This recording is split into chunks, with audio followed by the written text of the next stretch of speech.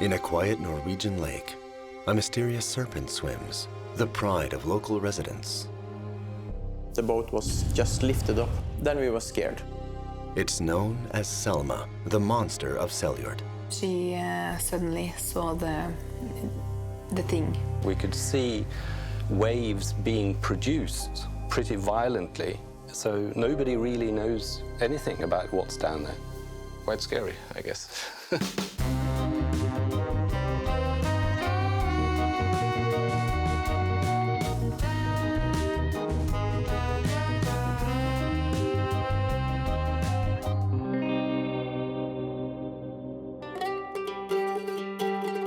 Norway's Seljord is a peaceful village of 3,000 people resting on the banks of Seljord Lake.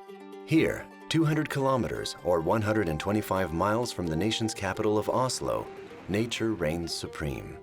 The Seljord Lake is the jewel of the region. It's 16 square kilometers or 6 square miles, kept pristine by local residents. And they take pride in the presence of a creature that arouses much debate. Selma, a lake monster by turns amusing and terrifying. This is the case for Stig Ellingsen.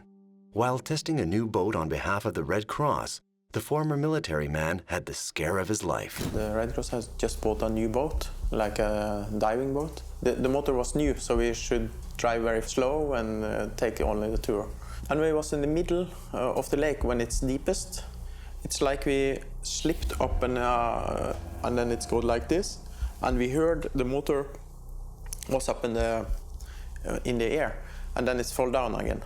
And we think that it was on timber. Started up with the boat again and drive about 3 meters, and then the boat was just lifted up. Approximately about this up from the lake. We were 3 people on this boat. It's about 200 kilos with the motor. So it was very heavy. Then we were scared. Just started up the motor and drive into the land as fast as possible. We felt that it was something in the lake who is living and have lots of power. Jan Svartal, the mayor of this small town, is particularly pleased to have so polarizing a creature living in Seljord Lake. Seljord is a small place, a small municipality, but we have 700 square kilometers. So we have a bit space around us. We drive around the lake when we are going out of Seljord, and we look out to see if we can see the sea serpent. People have seen it also for hundreds of years. 200-300 years ago, we have stories about this phenomenon. We take a bit advantage of it because it puts Seljord on the map, but we don't have the tourist machine like in Loch Ness. One of the region's biggest draws to outsiders is a summer camp suit on the lake.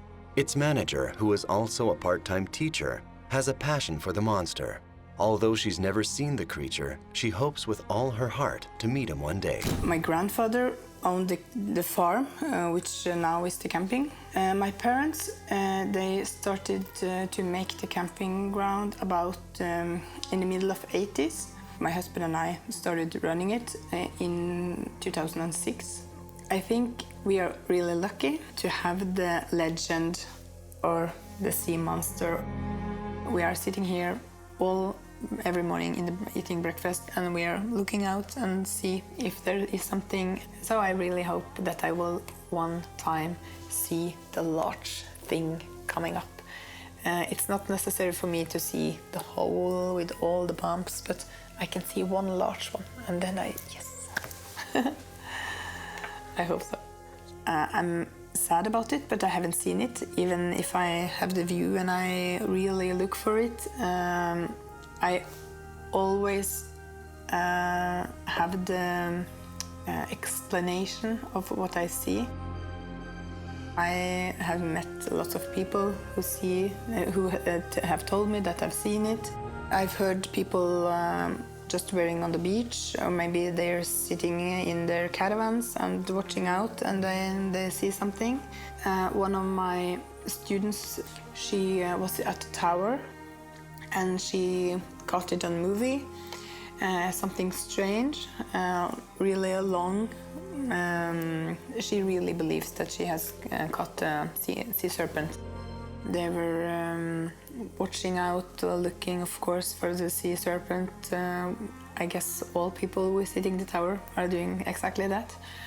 And then she suddenly saw the thing, and she caught it on movie, and they showed it to me, and I think it was really interesting. Too many people which I trust, and I think they are. It's not drunk people from the pub. It's just normal people on vacation or driving, or they say that they have seen something, and I trust that they have seen something. The one in charge of Seljord's future was luckier than Salfred. I have seen something, yes. I have seen these. It may look like waves. They are moving like a whale up and down, and I saw like buckles on the sea. So, and then the one in front disappeared, and a new one came up behind. And then, you know, when the head goes down, the first one will disappear, and the buckle will move backwards until it disappears behind. So, you know, it has a special way of swimming. Where did they come from? According to the observations, the only explanation is that it is a serpent, a sea serpent.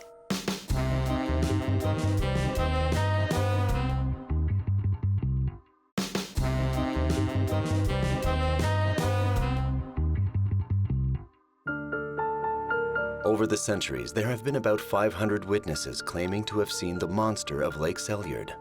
For her part, Salfred Bjorg watches the lake carefully every day in search of clues that could lead to the monster. The home of the legend, the serpent, Sjøormen. That's the name, Sjøormen. That's what we call it. I'm looking for changings in the water, because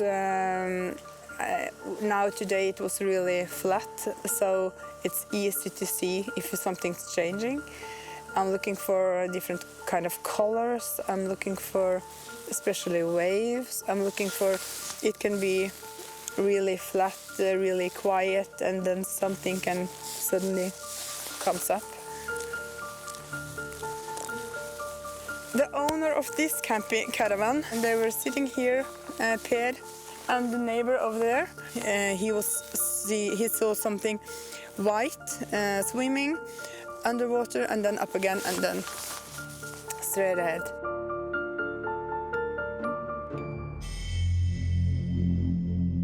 Peter Fjagesund, professor of literature at the University of Telemark, is interested in the folklore surrounding this monster.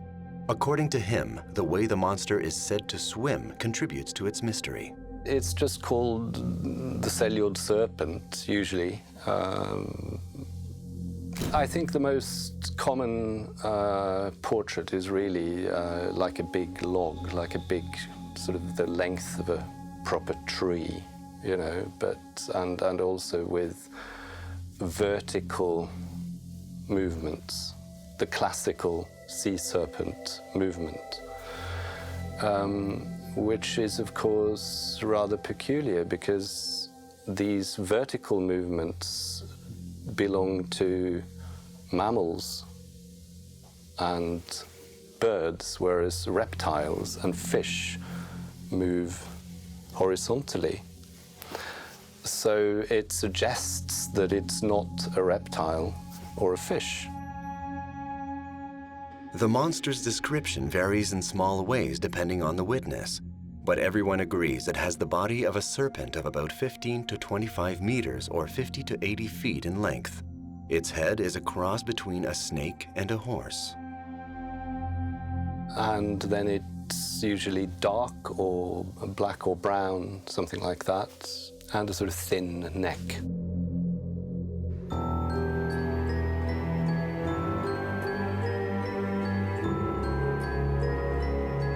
I met people that claim to have seen it, yes, something big, then up to 50 meters, some claim. So there must be quite a view for those who have seen it. And very many people claim to have seen it. Not many say that they have seen the sea serpent, but they have seen something in the lake that is mystical. Some people claim to have seen the head as well, with big black eyes and looking like an elk, a moose, or a cow, or something like that, with the big black eyes. So, quite scary, I guess. It was scary when you grow up hearing about it. I haven't been looking for it, but I've written about people that claim to have seen it, so I've seen their photos. If they have photos, we look at it and print it in the paper, and then it's up to the readers to decide if it's the sea serpent or what it is. There must be something, since so many trustworthy people claim to have seen it. But in 2011, one particular sighting galvanized public opinion. We had one story, and at the front page 4 years ago, two people in a chopper flying over the lake. It was worth letting them tell their stories. This is the article of the people in the helicopter that claimed that this was the sea serpent. And they claimed it changed direction when the helicopter flew above it. So they described it as something big that moved a lot of water. It was something they hadn't seen during their 20 years working from the air.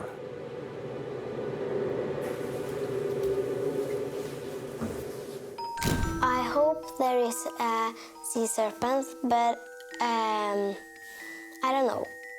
I look out of the windows and sometimes down on the beach, and there is a tower down on the beach. There I can see. I think it's really long and big, and I think it's blue or green or gray, and it has a big mouth with big teeth. I have seen something twice, which is rather peculiar. It was with an American friend, actually. We were driving along the lake. This was in 1982. The lake was totally calm. And we drove along there and came out of a bend and suddenly saw something swimming about, say, 50 yards from the road, from the shore. And we stopped the car and walked outside, and there were two big eels swimming side by side in horizontal S's. We thought we could see a sort of fin at the back of both of them. And then they just slowly disappeared. We agreed they would be 4 to 5 meters long, something like that. Definitely a lot bigger than an ordinary eel, which shouldn't be more than 1.50 meters at the very most. And we couldn't really see what it was, but we could see something was happening right there.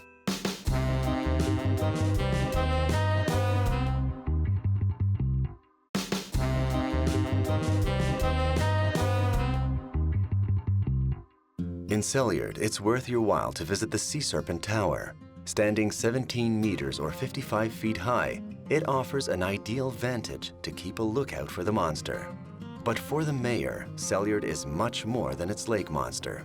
It is also a city rich in history and in perfect harmony with its natural surroundings. I'd like to show you Seljord. Seljord is a small town or village. We have 3,000 people, and most of them live here in the center. We don't have much room down in the valley. Most of our area is up in the hills. I like to look up on the mountains, and I like to look down from the mountains, to look on the center here and to look out on the lake. Seljord is a small place, but it's central. It's central between the east and the west of Norway. And many people come to visit Seljord because of the fair that we have in autumn and the festivals in summer. Now behind me, there you can see a classical Norwegian architecture. It's from 1300 and something, so it's very old. It was built to keep food, because there were no refrigerators or anything, so they had to keep the food cool. And then you have these thick walls of logs who made it a bit cool inside. And you can see it is put on top of the rocks, so the mice would not get inside. So it's very valuable. We have to take very good care of it.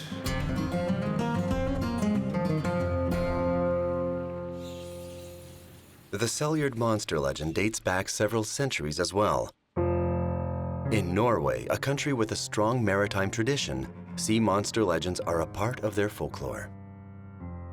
All we know is that the first reports about its possible existence go back to about 1750. So before then, we haven't really got any eyewitness reports or anything, but that's the first story. And that's actually a story about a man who was rowing 2 boats across the lake, very close to where I live actually, with one in tow. And the story says that the boat at the back was toppled by the monster. But then again, that is exactly the time when sea monsters were, along the Norwegian coast at least, were regarded as the most natural thing in the world. Stories about sea serpents go back to antiquity, so that's nothing new. I mean, they've always been around. If you look at medieval maps and so on, these maps are totally littered with sea serpents, sea monsters of various kinds. Norway is actually a very important country when it comes to sea serpents, because it's one of the first places where sea serpents were actually described in a way which we might call scientifically.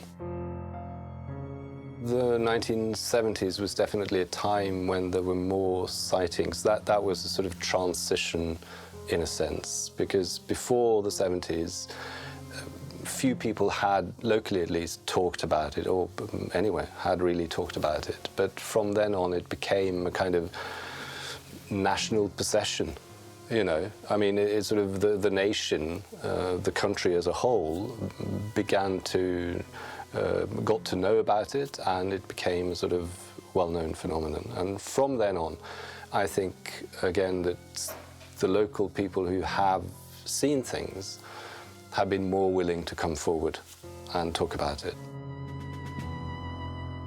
In the Seljord region, stories of the monster are passed down from generation to generation.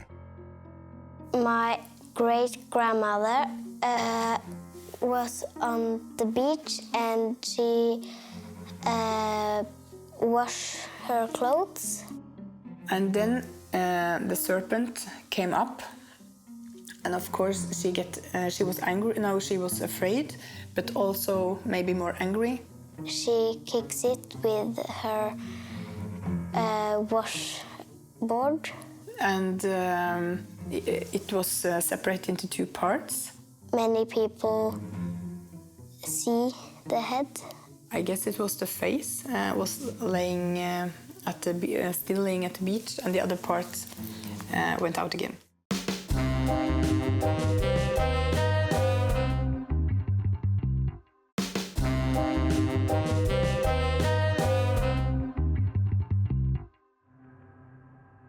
Stig Ellingsen is preparing to return to the waters where some unexplained force managed to raise his 440-pound boat.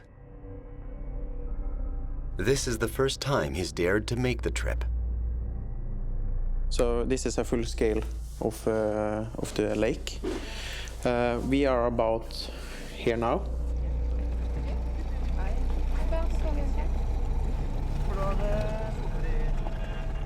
We went here, upside, follow this one on the lake, and come over here. And about here, I think it was happening for us.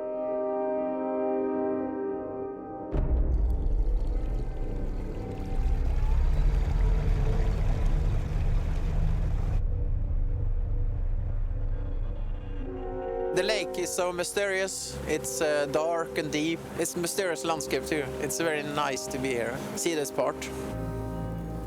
It's you know, in the summer when the mostly people of see something out there. As you can see now, you will see something on the water. That it's also something that looks like, for some people, sea serpent. Yeah, it was a bird. You can see the waves now. They're quite interesting because it's no waves on the other side, but here you see the waves. And that can also look like serpents. The lake's reputation rests on more than just its monster. In the summer, people come from all over Norway to fish for trout and perch. But on this autumn morning, it's a different kind of catch that interests Stig and his crew. They are about to arrive at the place where Stig had his remarkable encounter. It was like this the day when we was driving with the boat. It's like all like this. I have never been bathing in Seljord Lake afterwards. Oh? No. And I will not bath there either. Over here, somewhere? Yeah, right ahead for this, you know, this parking place on the top. You see the signs? Right outside this cabins, we were lifted up 2 times, and the people who see this was on the top of the road where you can see the signs. So they stood up and saw what happened outside. Yeah. And that's also a famous place for seeing the serpent because it's a nice view there and people standing there and then they sometimes see it. We didn't believe that it was a sea monster, you know. We don't think about the sea monster when you drive here. But afterwards, when you have driven to it, you think about it. The average depth of the lake is only 50 meters or 165 feet, but in some places it is much deeper. So there is plenty of room to hide a giant monster. This is the deepest place in the Seljord Lake. And if you can see the mountains, who is very high here, and it's falling down to the lake. So it's about 110 meters. Yeah. 150 meters. 50, yeah. And in older days, they used river for transporting timber.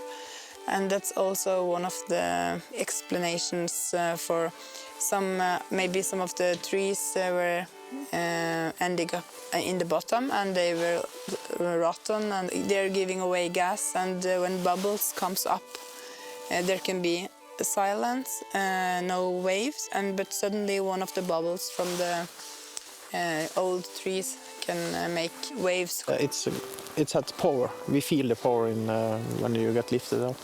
It was not any timber, because if it hadn't been timber, we had driven into the propel and everything. But it was not that.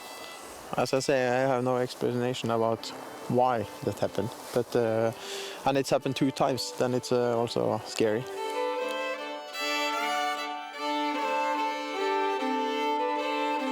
It was like, you know, slippery. Yeah. It was like soft. Yeah. And then if you have held a snake, yeah, you feel the power in it. It was like that when it was very strange feeling. The first and the second time it was like I feel I see a television the whales from the north of Norway. Yeah. It was like this. You see it and you feel it. It was a very strange feeling. That's not the explanation I've heard before, that it's a whale. Yeah, maybe it's a whale. Yes, that was a new one. In the corner here, nearby the mountain, there's the place where my great-grandmother washed her clothes with this washing board. Sitting into the water and cleaning like they did in older days, and then the sea serpent came up. That's the first story I've heard about the sea serpent. It would be great if you had seen something, but I think it's too cold. It's in the summer, yeah, it's the mostly of the observation. So, but it was very nice for me to get out again and look at the part or the point where we. It's you know, it's a lot of years since I've been there. I will still eat my breakfast, watching out the view and cross fingers. Hope I see it someday. This is a part of our history and a part of our living, that we have this sea serpent. That's what Seljord is known for, and it's very nice to have something like this.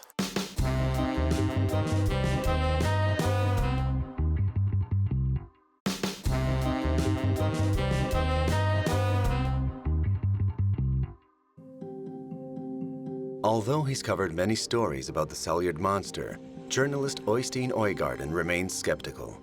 And despite the local enthusiasm for the legend, it's estimated a majority of residents share in his doubt. I must admit I haven't seen a photo that convinced me that there is a sea serpent. Most of the people in Seljord haven't seen the sea serpent, and if you would ask them yes or no, is there a sea serpent, yes or no, I think most would say no. Stig's best friend, the witness who believes he saw the monster, is also skeptical.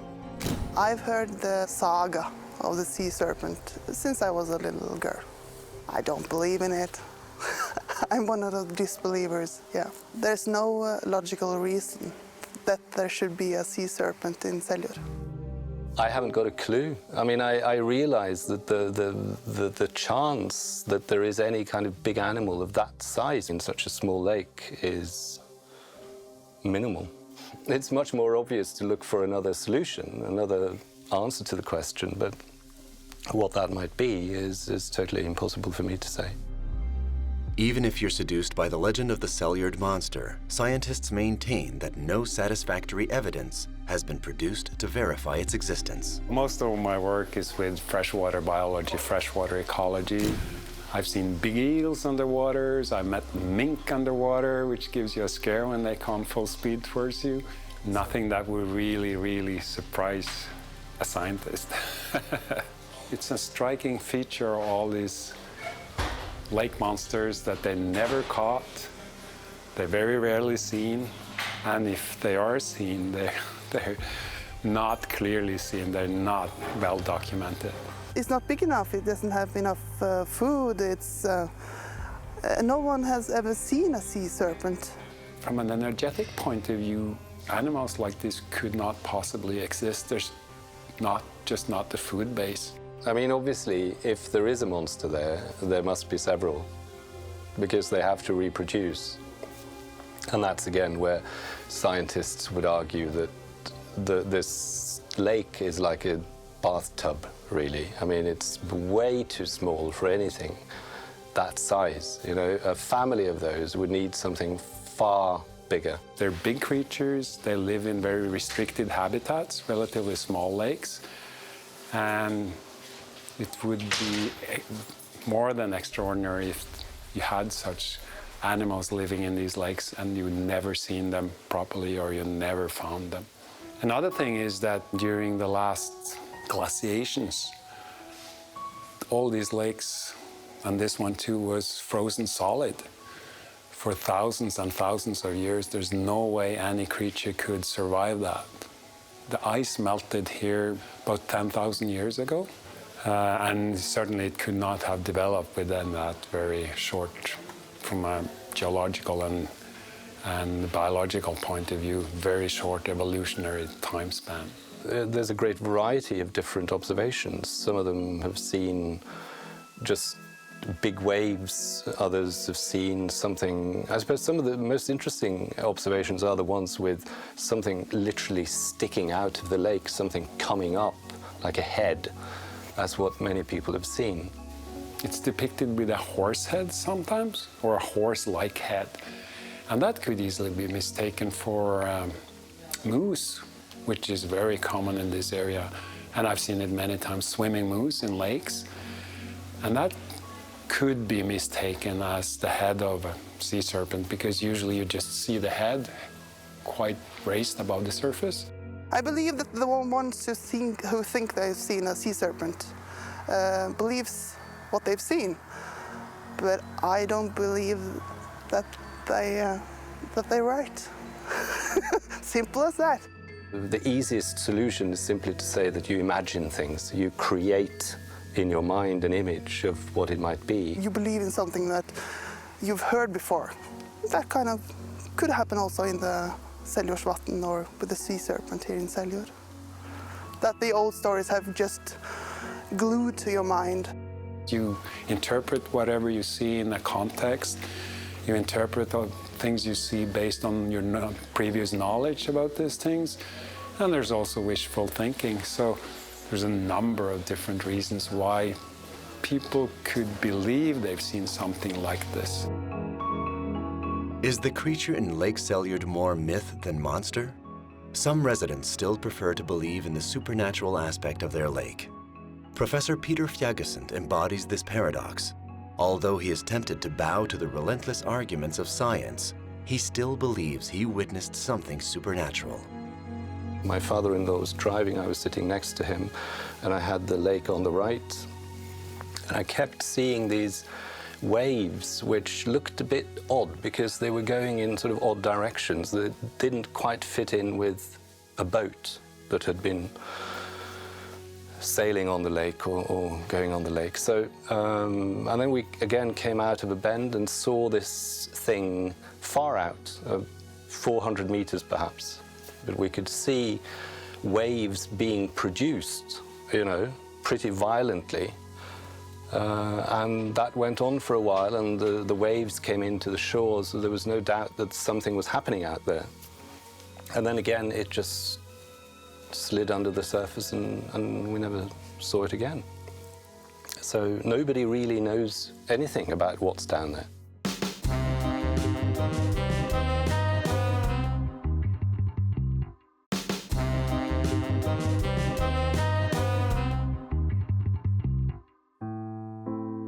The monster of Lake Seljord is a seasonal phenomenon, mostly manifesting in the summer.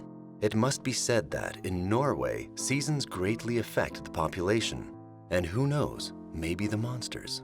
The summer days in this northern country are very long, and winter, well, winter is a veritable dark age. Summertime here, you have daylight all night. Not like the sun is not up here. It's not midnight sun, but it hardly goes down just for a couple, 3 hours, and then it will get light again. So summer is when we live, and winter we go to sleep. It affects you in a sense because you go to work when it's dark. You're inside most of the day, and when you leave from work, it's dark again. So it's basically dark for a few months, you know. You use the summer and the autumn to collect, you know, everything, food, berries, hunting, everything, and you fill up your store. And then winter comes, and then you concentrate on just living and surviving the winter. And once the summer comes, Seljord residents keep hope that the monster they've been hearing about since childhood will make an appearance.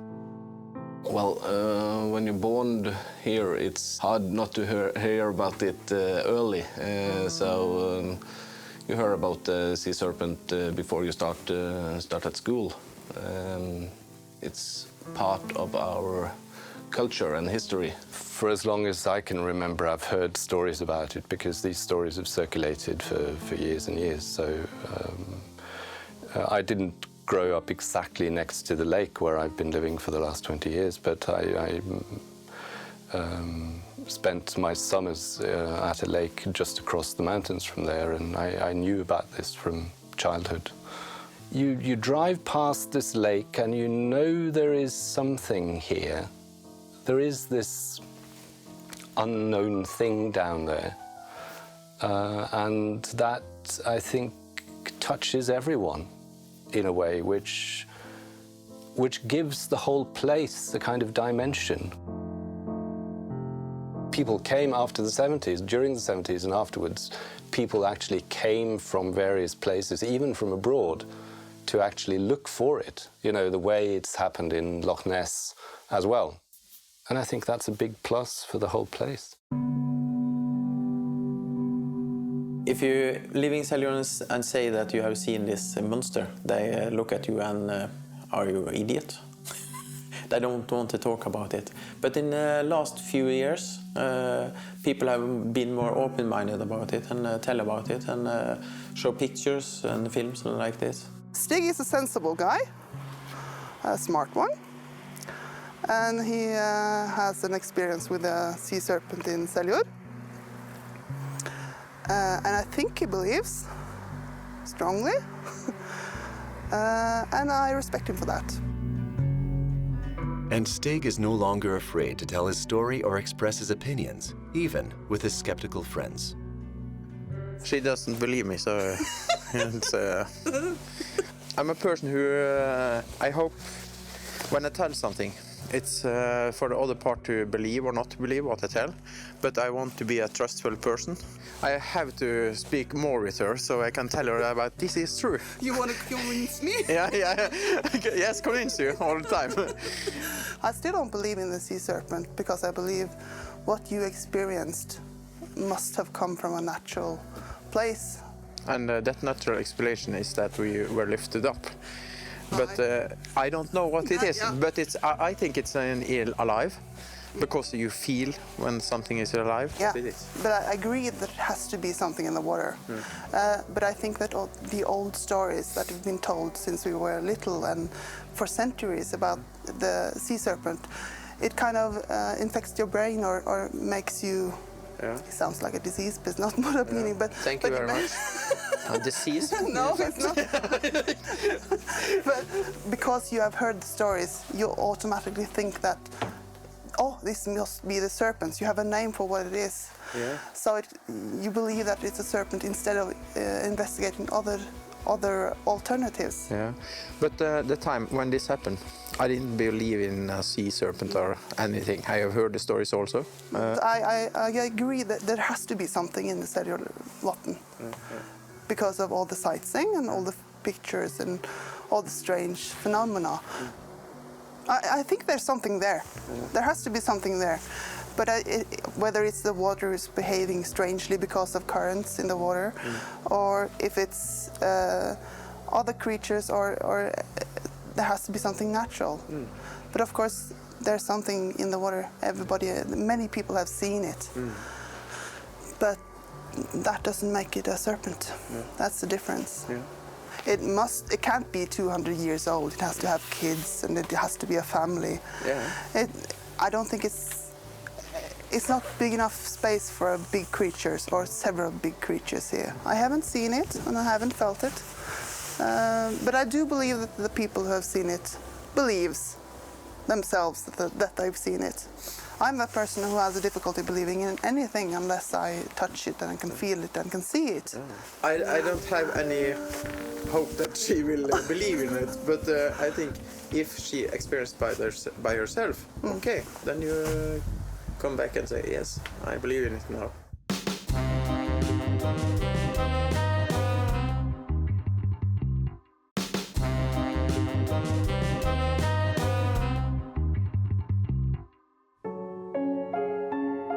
Whether it is myth or monster, the residents of Seljord all agree that the legend of the lake monster has had a positive impact on the area.